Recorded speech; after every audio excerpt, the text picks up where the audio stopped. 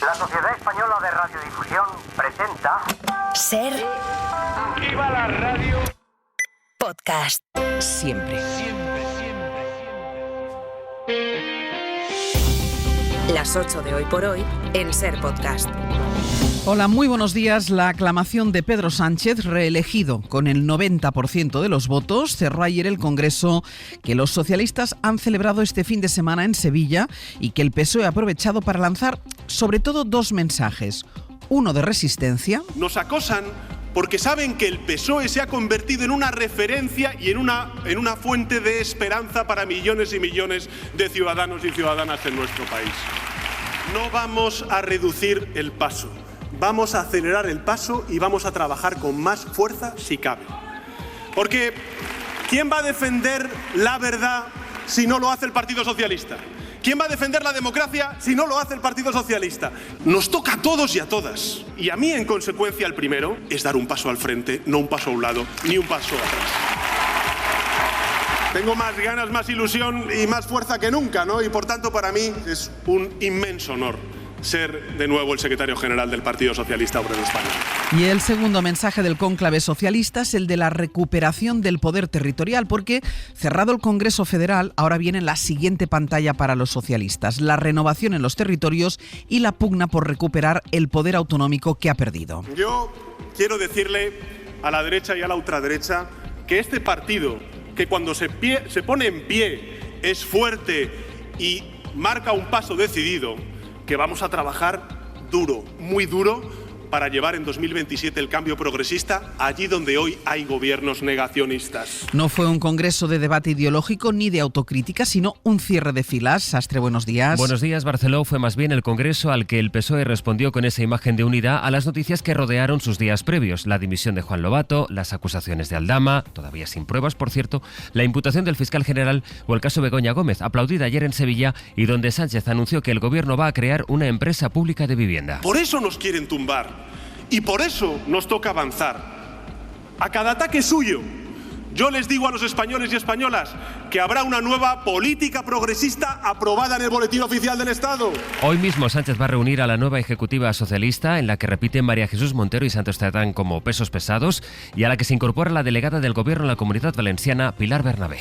Ana Fernández Vila, buenos días. ¿Qué tal, Ángel? Buenos días. Ana, si hacemos primero la lectura interna, queda claro que Sánchez sale reforzado de este congreso en el que el PSOE necesitaba darse ánimos. Sí, Sánchez lo bautizó de hecho como el Congreso del Orgullo Socialista. El reelegido secretario general sale de Sevilla a la ofensiva, decidido a resistir y con una meta clara: recuperar el poder territorial en las autonómicas y municipales de 2027 para lograr después mantener el gobierno en las generales. Y ayer confirmó, como se esperaba, que se va a presentar. Su nueva ejecutiva logró un respaldo del 90% menos que en 2023, esta vez no integrado a los de Paje y Lambán, pero todas las fuentes consultadas interpretan que sale reforzado a la interna. Ha logrado transformar los reveses judiciales en un cierre de filas prácticamente total en torno a su figura y también a la de su mujer, Begoña Gómez, que ayer salió, por cierto, a respaldarle junto a su núcleo duro, que no cambia. Ha decidido mantener a Cerdán y Montero. Fuentes socialistas explican a la SER que en este momento complicado, ellos mismos reconocen que lo es preferible reafirmarse y no hacer cambios de calado en el puente de mando que puedan interpretarse como una enmienda a su hoja de ruta. De Sevilla salen reforzados también los ministros Bolaños, Diana Morant, Óscar Puente y Óscar López, y premia la delegada del Gobierno en Valencia, y además ha logrado aplacar el debate sobre la financiación autonómica. David Junquera, buenos días. Hola, buenos días. Superado el Congreso, ahora la clave va a estar en saber qué pasa en los territorios y especialmente en dos territorios, en Andalucía y en Madrid. Sí, Ángels, porque de este congreso nacen un puñado de mini congresos, los territoriales, empezando por Madrid, donde todo se desata esta semana.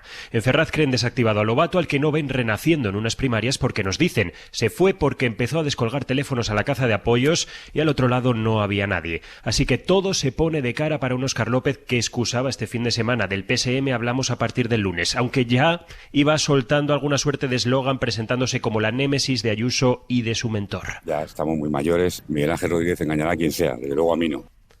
Es previsible que presente candidatura esta semana. Menos confianza desprende otro de los que se la juega pronto, Juan Espadas. Claro, lo he dicho ya y lo mantengo. Yo tengo un proyecto para Andalucía, no me escondo.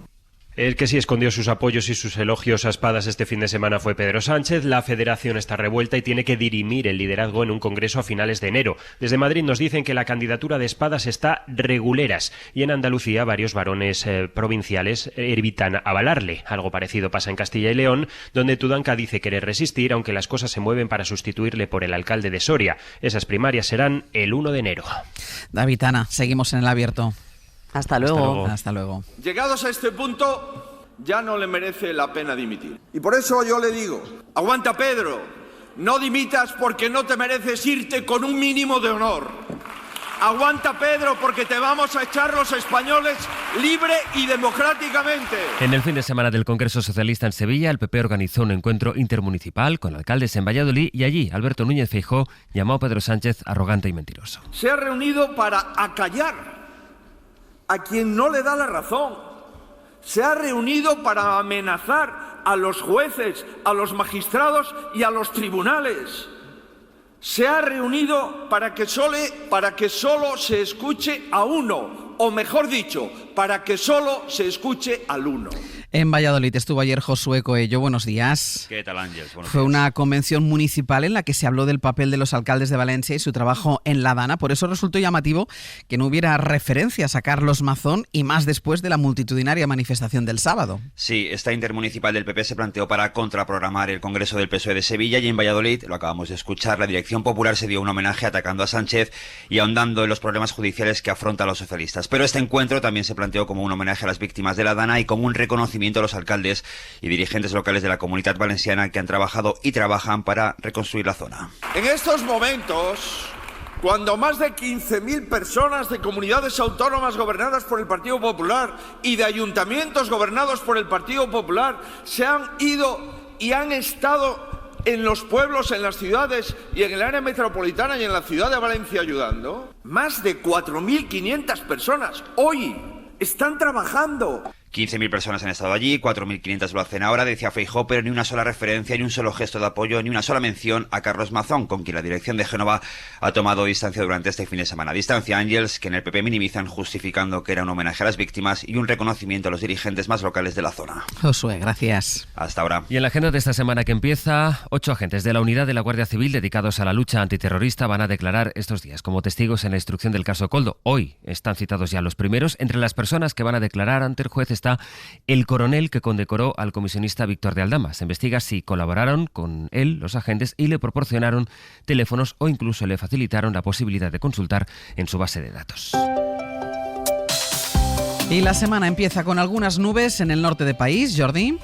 Nubes que dejarán lluvias, sobre todo en Galicia, en el Cantábrico, en Castilla y León, algo también en La Rioja y Navarra. En el resto del país alternarán con ratos de sol y temperaturas de momento no muy bajas. No va a hacer mucho frío, pero cuidado porque se está planteando una situación para finales de semana que nos traería de repente el ambiente más propio del invierno. Hoy por hoy noticias. Ser Podcast. Hoy se va a celebrar en España una especie de cumbre que reunirá a referentes internacionales de la ultraderecha cristiana en contra del aborto, incluso cuando se haya producido una violación, y a defensores de las llamadas terapias de conversión para homosexuales. Y esa cumbre se va a celebrar en el Senado. Hubo mucha polémica, lo recordarán en su día, porque a favor de que se celebrase nada menos que en la Cámara Alta esa cumbre votaron tanto el PP, que tiene mayoría allí, como el PSOE, que luego se dio cuenta y rectificó. Pero la cita finalmente se va a celebrar. Mariola Laurido. Destacados líderes de una fundación trampista, ultras de Hungría, Argentina, Rumanía, una diputada defensora de la ley anti-homosexualidad de Uganda, representantes de Vox como Ignacio Garriga, cumbre en el Senado de organizaciones de extrema derecha que pretenden tumbar las leyes del aborto y los derechos LGTBI. Al frente, el político ultrachileno José Antonio Cast y el exministro del PP Mayor Oreja, ambos ponentes. El desorden, una cierta transición, una decadencia que vivimos las sociedades occidentales, tiene su causa en la pérdida de referencias permanentes. Sumar contrarresta con unas jornadas en defensa del aborto en el Congreso, donde se escuchará a la activista Morena Herrera sobre las consecuencias de la prohibición total del aborto en El Salvador. Para las mujeres pobres quedan dos caminos: la cárcel o el cementerio. El PP, con su mayoría absoluta, rechazó 2 veces la petición del PSOE y los grupos de izquierda para que se suspendiera la cumbre del Senado. Del Congreso Socialista del que hablábamos antes queda también una polémica, la retirada de un símbolo y el rechazo a una letra y a lo que representan. Las llamadas feministas clásicas del PSOE consiguieron aprobar la enmienda que rechaza el reconocimiento queer, de forma que hablan de colectivo LGTBI, pero no Q+. Piden que se retire de las leyes esa nomenclatura, de hecho. Rehúsan también que las mujeres trans puedan participar en las competiciones deportivas, lo que aviva el enfrentamiento con la otra visión del feminismo. Si la Q se refiere al colectivo queer, con el que más se quería aludir a todas las identidades, con el más se quería aludir a todas las identidades que hay en el colectivo. Joe Biden ha indultado a su hijo. En un comunicado que ha publicado esta madrugada, el todavía presidente de los Estados Unidos ha anunciado que ha firmado el indulto para su hijo Hunter, que en junio fue declarado culpable de 3 delitos por posesión de armas al ocultar cuando las compró su adicción a las drogas. En ese comunicado, Joe Biden dice que su hijo Hunter fue imputado de manera selectiva e injusta. Y cree que ninguna persona razonable que mire los hechos puede llegar a la conclusión distinta de que su hijo estaba en el punto de mira por el hecho de que lo era, de que era hijo del presidente de Estados Unidos. Y eso, dice Biden, está mal. Ha escrito luego Donald Trump que esto es para él un abuso y un fracaso de la justicia, y se pregunta al próximo presidente de los Estados Unidos si ese indulto de Biden alcanza también a los implicados en el asalto al Capitolio, a los que él llama rehenes. En Europa este fin de semana ha echado a andar la nueva comisión, la segunda que lidera Ursula von der Leyen y que va a tener a Teresa Rivera como una de sus vicepresidentas. La nueva representante de la política exterior y el presidente del Consejo, Antonio Costa, visitaron ayer Kiev, en lo que quiere ser ya un mensaje de apoyo a Zelensky, y donde garantizaron que Europa apoyará a Ucrania el tiempo que sea necesario. Eso justo cuando los ciudadanos parecen haber frenado en las urnas el avance en Europa de uno de los líderes partidarios de Putin, el candidato ultra de Rumanía, que hizo su campaña sobre todo en TikTok. Ayer ganaron los socialdemócratas en segunda vuelta con más del 22% de los votos, según el escrutinio que se acaba de publicar ahora mismo, aunque Georgescu, que es como se llama el candidato ultra desconocido hasta la fecha, consiguió el 18% de los apoyos. De todas formas, Bayo, ahora falta que el Constitucional diga hoy mismo si fue válida esa primera vuelta. Sí, una decisión que el alto tribunal aplazó la semana pasada y que se basa en las sospechas de que Georgescu, al que apodan el Mesías de TikTok, ganó por sorpresa la primera vuelta gracias al trato preferencial que recibió de esa plataforma china de TikTok. En medio de este revuelo, ayer habló el primer ministro en funciones y líder de los socialdemócratas rumanos, Marcel Ciolacu. Continuare și în spațiul Schengen și în Uniunea Europeană. Aseguraba haber votado en estas legislativas del domingo para defender que Rumanía siga en el espacio Schengen, en la Unión Europea y en la OTAN. Y es que tanto los 27 como la Alianza Atlántica se juegan mucho en que Bucarest no caiga bajo la esfera de influencia de Moscú, siendo como es un país fronterizo con Ucrania y base de 5.000 soldados de la OTAN. Esta semana se va a hablar y mucho de Francia por la posibilidad de que una moción de censura tumbe al gobierno francés de Michel Barnier. La clave está en lo que decida hacer la ultraderecha de Marine Le Pen, cuyos dirigentes han empezado a sugerir que respaldarán la moción para que caiga el Ejecutivo. Corresponsal en Francia, Vicens Batalla. Buenos días. Se mantiene la incógnita sobre si Marine Le Pen acabará apoyando una moción de censura esta semana para hacer caer al gobierno de Michel Barnier. El domingo por la noche se sucedían las especulaciones de un lado y otro acerca de si las negociaciones entre el equipo de Barnier y el de la ultraderechista se habían roto y si el país se encamina a una moción de censura que prospere. Este lunes por la tarde llega a la Asamblea Nacional para su aprobación definitiva el proyecto de ley para las cuentas de la Seguridad Social de 2025 y ante el desacuerdo con toda la oposición, lo más probable es que Barnier recurra al decreto ley sin voto, como ya hizo varias veces el año pasado la entonces primera ministra Elisabeth Borne. Por ello, la izquierda ya ha anunciado que presentará una moción de censura que se tendría que votar el miércoles. Cuando Barnier accedió al cargo hace menos de 3 meses, Le Pen no apoyó una moción parecida de la izquierda y dio un margen a este primer ministro procedente de la derecha, pero dejando claro que Barnier depende en última instancia de su voluntad.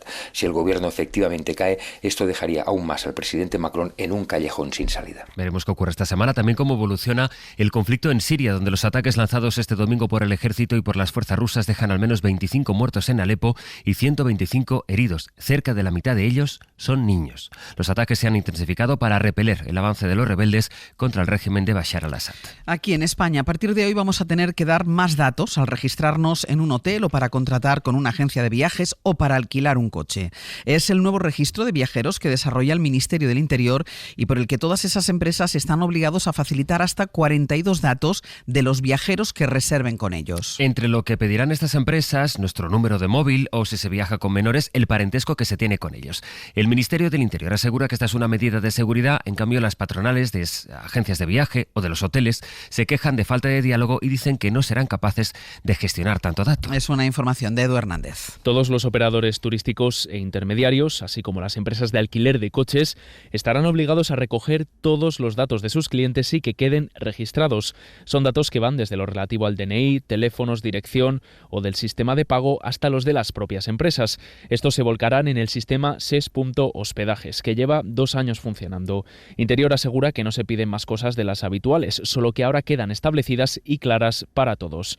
La principal razón de esto es la seguridad, desde evitar actos de terrorismo hasta el crimen organizado, en el que dicen que es clave la logística y los alojamientos. Gracias a los datos recopilados estos 2 años, han conseguido identificar a más de 4 millones de usuarios que estaban dentro de bases de datos nacionales o del espacio Schengen y en medio de requerimientos judiciales con orden de detención, ya fuera por delitos acreditados que han cometido o porque su presencia era necesaria para avanzar en una investigación. Además, son al menos 4 las personas fallecidas en un accidente después de que el autobús en el que viajaban chocara contra un acantilado en los Pirineos cuando viajaba entre Andorra y l'Hospitalet de Llobregat, en Barcelona. Hay 30 personas heridas. Y cientos de personas se concentraron ayer en Pasaya, en Guipúzcoa, donde un hombre de 53 años mató a su expareja, una mujer de 45 años. La mujer lo había denunciado por violencia de género, pero hace unos años lo denunció en 2020. En todo caso, y con este crimen, son 43 ya las mujeres asesinadas por violencia machista en lo que va de año en todo el país. Y en 10 minutos el abierto. Hoy con Estefanía Molina, Antón Losada y José Miguel Contreras. Para no perderte ningún episodio, síguenos en la aplicación o la web de la SER, Podium Podcast o tu plataforma de audio favorita.